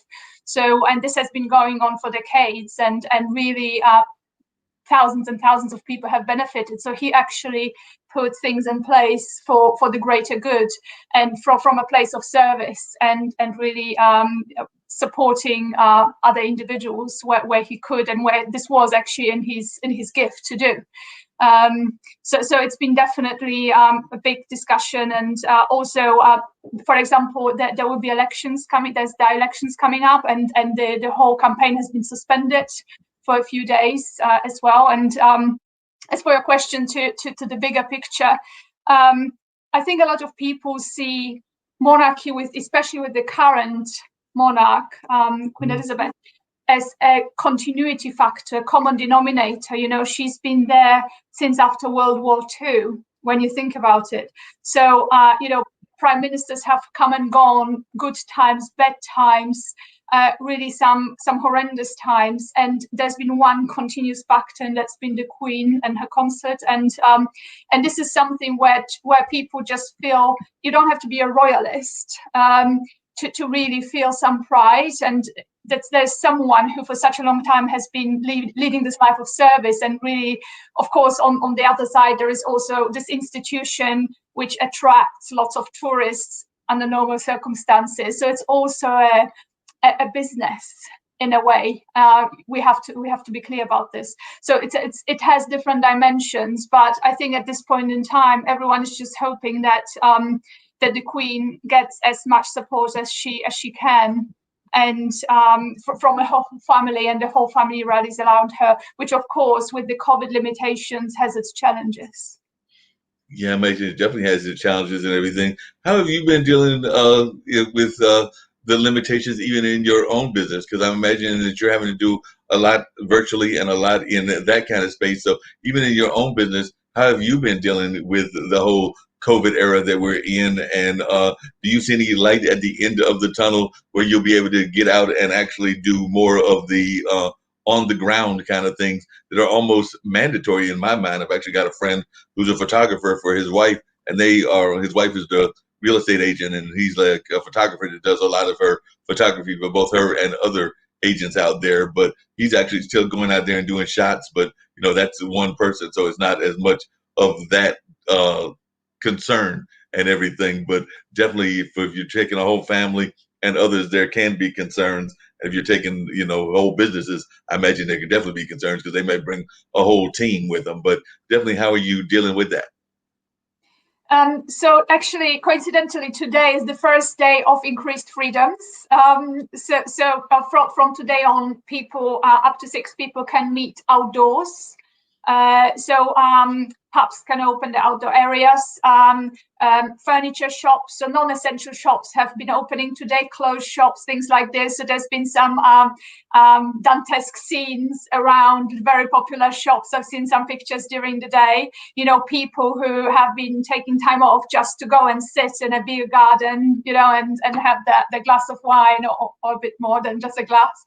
And really just getting out and about, and also, enjoying seeing people who, in some case, we haven't been able to see for a very long time. So everyone is just really relieved, and there are some other milestones, assuming all the key performance indicators for the infections and other other elements that are being tracked are moving in the right direction, so lowering basically consistently. There will be more freedoms at the end of the month, and then also in May. So from the 17th of May, that's a big date for some of the people I know. We all foodies, so we really like a good meal and a good drink to go with it. And we haven't been able to meet for a very long time in groups. Last summer there was some freedoms, but very limited ones.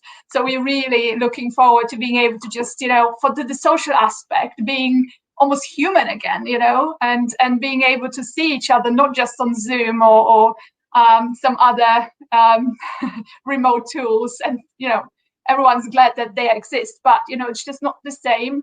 The average human just needs that human interaction. And that's what we've been missing quite a lot. No, definitely. A lot of folks have definitely been missing that human interaction and all of that. Now, if somebody was to come to London, I know that my one of our founders, Nick Palveda, has talked about the fact that he's got some international trips coming up and everything. It's been a minute since I've not done as much international travel as I probably should have in my almost close to 60 years, because this is now year 58. Heading toward 59 in July and everything. So I've not done nearly enough world travel. Traveled to Turkey when I was a baby, and then I went on my first cruise about 2.5 years ago and everything. So that's probably the height of my international travel. So I need to do more of it, but Nick does it regularly. So whether it's me or him, and we were coming to London, what are some of the places that you, not necessarily the tourism places, but that you would recommend that folks check out, both in London as well as in some of the other countries that you've been part of, like your home country of Austria? And I think you said you had also spent some time, I want to say it was Holland, but definitely some of the places that you've been to. What are some of the tourism attractions? And I know you definitely said Angola, that you think that folks should visit of some of your highlighted countries. So I would say it very much depends on what your passion is, what you're interested in, because you can have two people coming to London and having a completely different experience depending on what they choose to see. It's a city of, well, it was, who knows how many we are now, but Greater London had 12 million inhabitants. And when you think about, it's the center of the UK finance world, the royal world, and many administrative world still.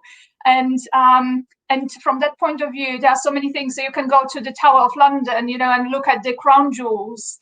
But then you can go opposite end of town. You can go to Richmond Park and see deer running around, and you would never believe you're in a city, right? You can go to an incredible Sikh temple in the north of London. You would not believe you're in London. You can go to some incredible places. There are some Michelin star restaurants, so I know about those. And there's some incredible dining, but also you can just take a picnic blanket, like hanami, the cherry blossom. Right now, I've seen actually Japanese groups sitting in Regent's Park, which is not far away from me, under the cherry trees there, having their picnics, traditional picnics. So and you look at them, and if you just take like literally the snapshot, you might as well be in Tokyo. I've been very fortunate to be there for the cherry blossom. So, and yeah, you could be as well, there. So it's quite incredible, this international community and the diversity of the things you can do here. A change of the guards in front of the palace, that's always an event, of course, in London. And a lot of people actually go to Scotland as well.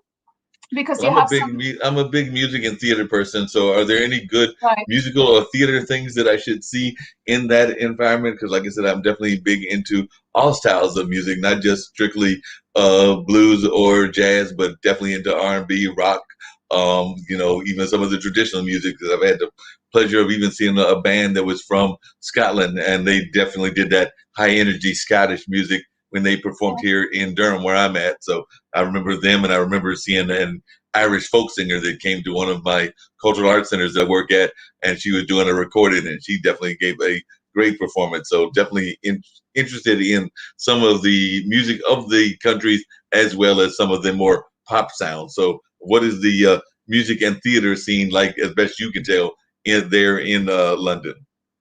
So I'll be honest with you.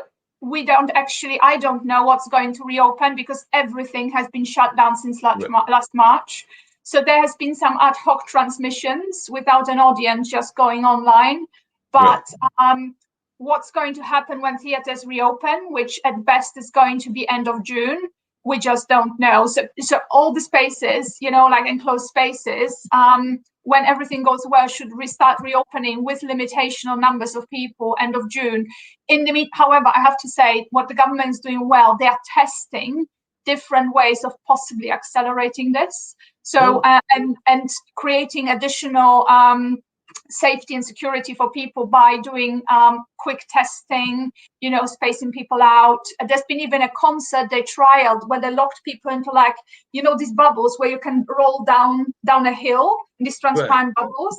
And they effectively had these bubbles equivalent, like where people could be locked in next to each other, so they didn't breathe each other's air, so to speak, for the duration of a gig. So they've been trialing all sorts of things to make things possible, getting together possible. But so far, I haven't heard anything really being the big solution. So I think at this point in time, we just don't know. However, I have to say, one of the things where we're all very hopeful is there's something called the Great British Summer, which is not ironic, actually.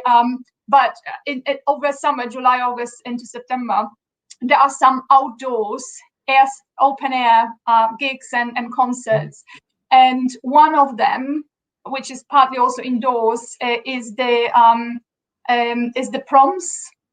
And this is something that's been happening every year, and they tried to maintain it one way or another last year. But there's the big last night of the proms, which is very literally uplifting and patriotic, and it's a big, big concert. So we're all hoping beginning of September, this is going to be somehow possible. Because I have to say, until last year, I've been religiously going every single year, because made me so proud to be part, to live here, to be a citizen of London, and it was a fantastic experience, 30,000 people just on the same wavelength and great energy. Oh, it sounds like it. What is something that folks would be surprised as they're hearing and watching you on this interview and everything to know about you in the sense of a hobby or something else that they might be surprised that you are actually involved in? Like I said, I know that some people are artists, some people are authors. There's folks that crochet. So if somebody was to find something about you that would surprise them, what would that be? So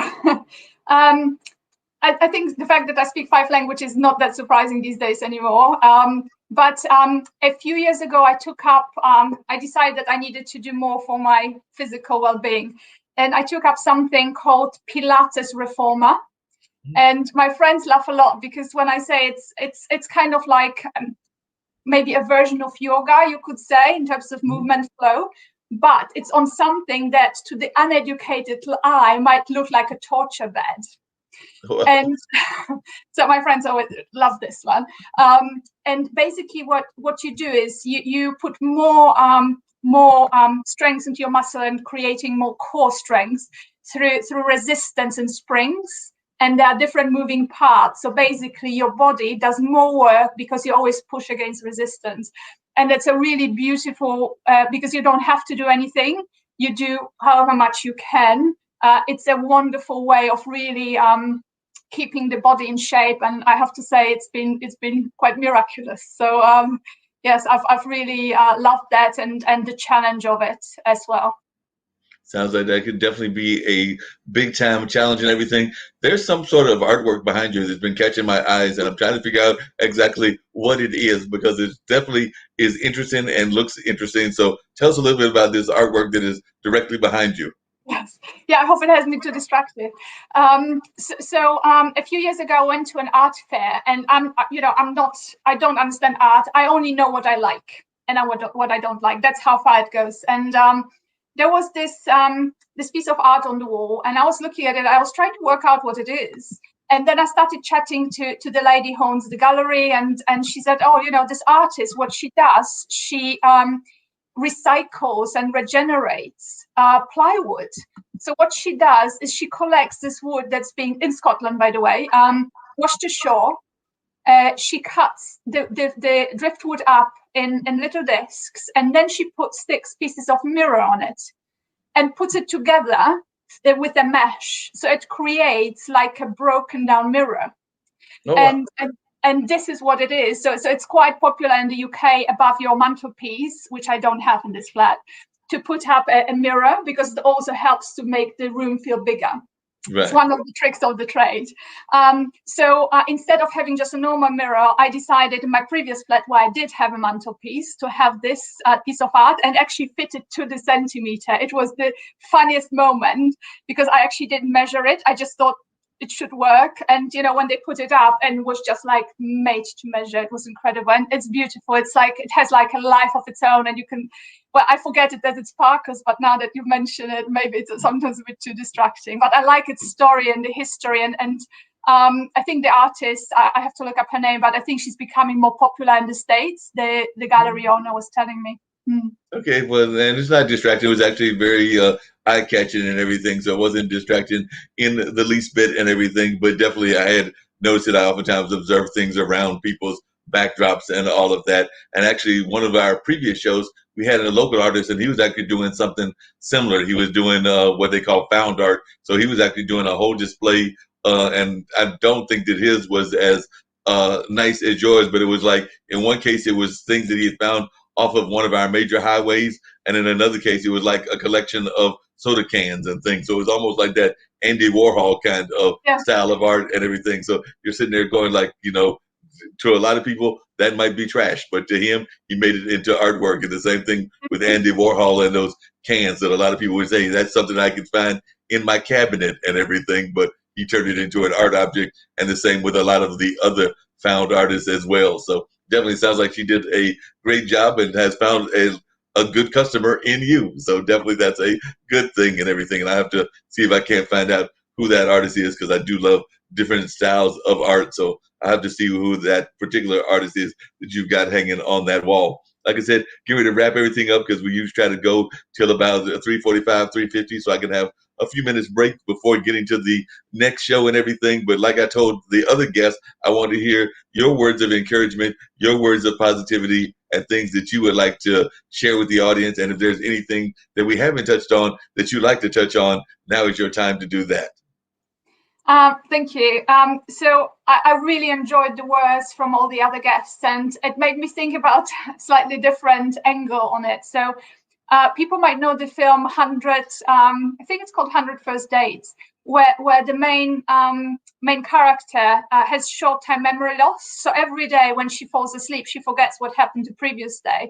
And right. Putting aside the last theme, it's more about, you know, sometimes I wish we were a bit like that, because we carry with us so much baggage, you know, negativity, and you know, we don't forget, we don't forgive sometimes. We focus on the negative, and it really weighs us down. It just makes our backpack of life heavier and heavier.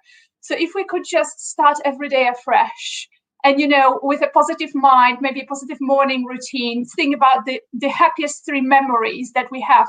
It just instantly we get up happier and more positive. So instead of dwelling on something that happened maybe the previous night. So this is something that I feel very passionate about, because very often how we start the day, we continue the day. So if we can try really easy way to really embed the seeds of positive thoughts in our brain and our head the very first thing in the morning, the very great chances are that the day is going to continue much better than it would otherwise. No, I definitely agree with you on that. How can folks reach you through social media? And if they want to get in touch with you, if they wanted to get the business coaching, or if they wanted to just even learn about getting properties there in the UK, London area, and is there a particular region that if somebody was going to buy a property, they should be looking at, in your opinion? But definitely, I would love to hear your thoughts on, one, if there's a particular region that folks should be looking at, and two, how folks can reach you in general. So in my email address is joanna@theaccountablemindset.com. And I am on Instagram with my first and last name. I'm on Facebook with my first and last name. And I also have a free group that supports business people, entrepreneurs, coaches, consultants to really stay in this positive mindset, and with a lot of free support and resources, hacks and tips. So everyone's welcome. LinkedIn, same thing. I'm now building up presence on YouTube as well. So whatever you prefer, you'll probably find me there. And also, what I should probably say is that thank you very much for having me here, because that's been fantastic, and for me, being able to share the message, and if there's one person who had one takeaway that made their day better, that's really what really matters. It's being this stone thrown into water with concentric circles around it, and creating this positive wave around you. So I think that's really what it's about. Yep, definitely. And like I was saying, is there any regions that folks should be looking at, or any types of properties that they should be looking at if they're thinking about making business deals in your neck of the woods? Yes, so a lot of people are looking in the parts of the UK, so North England, where parts of the government, some of the parts of the corporations are moving. There's also a lot of, in the Northwest, many Chinese investors at this point in time. So that's definitely something to look out for, that area. And word is that some people are coming back to London as well. So there might be some opportunities in London before prices start going up again. And in general, the big tip is always try to buy below market value. So this is the oldest and best tip from a motivated seller. Can't go wrong with that. And look for the situation where everyone really wins from that. So if you want to know more, or anyone who's listening, Joanna at theaccountable-mindset.com. Just ask me anything. I'm really happy to help and support with any answers to your questions.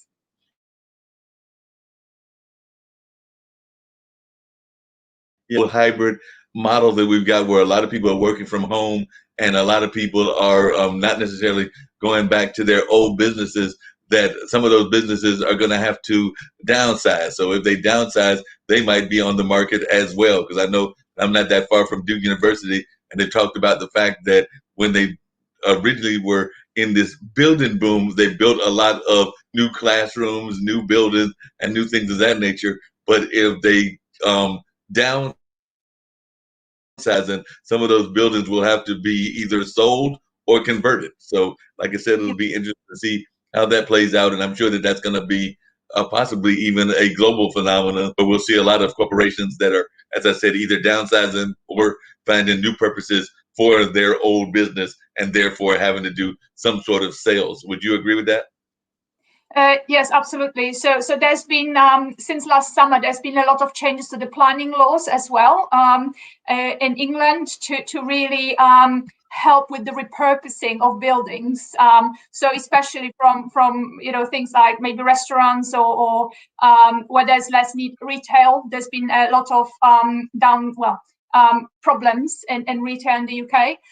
So really looking how to change these so-called use classes into others, being able to do this much more flexibly with much less administrative burden. Yeah, definitely. That's what I was seeing. More and more people were talking about that and everything. Joanna, you've been a great guest. I've definitely appreciated having you on, along with Fabian and along with the Crow and everything. So like I said, I'm going to bring up some of our other shows that we have here, just so folks know when they air and everything. And of course, I'll be back later on this afternoon with Mullins and Music and Memories. And then on Wednesday, the online dinner party, where I get to bring mystery guests. And I even had a mystery guest once from London, because the way the mystery guest works is I find history about somebody. So I find history, and these can be historical figures, present figures, whatever. They might be in the world of arts, entertainment, or whatever. But I do know that I had Madame Curry on as one of my mystery guests. But many months ago, maybe about 4 or 5 months ago, I had Madame Durand, who apparently walked around parts of Europe with her tiger and everything, and was known as like a feminist leader and all of that. So definitely she was one of the mystery guests. And of course, we've had Shakira, but it's basically almost like a quiz kind of question. So on Wednesdays, I roll out a bunch of facts about people, and then the audience is supposed to guess who those folks are. Actually, the folks in the show have done better than the folks out in the audience, because I've actually had folks to guess within the show, the audience not as well. So maybe I have to get some lesser known folks. But I can tell you that on Wednesday, we're going to have two poets, because I didn't do it last week, but I told them that I would be doing it and what the categories would be. So we're going to have two poets and two people in sports. I haven't decided who the sports people are yet. I do know the poets. One of them is internationally known, world famous, and all of that. And the other is an internationally known African American poet of history. So that rules out Maya Angelou. So, like I said, this is somebody way back in history and everything. So I've already given a couple of clues right then. And like I said, I'm still trying to figure out what I'm going to do for sports. I haven't decided whether it's going to be boxing. I think I'm going to do somebody in golf, because I haven't done golf recently. So I might find me a golfer and one other sport. And I need one of them to have autism. So like I said, because that's International Autism Month as well. So I need to find an athlete with autism. So that'll be my research for myself on this particular week and everything, or in the next day or two. But right now we're going to check out about Chess Stars, which is a show that also airs on Wednesdays. And that's a show that my good friend from Canada does, that being Sasha Starr.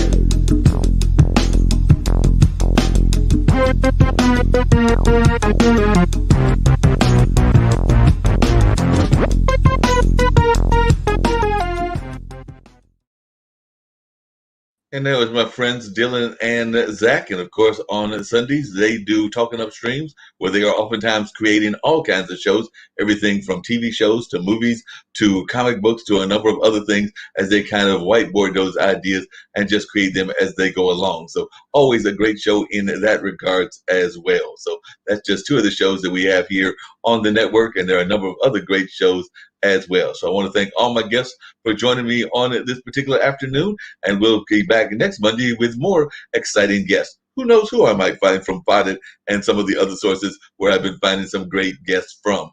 But definitely looking forward to continuing some great conversations and some great dialogue on next Monday as well. And then, like I said, we do have Mullins Music and Memories still later on this afternoon, and the online dinner party on Wednesday.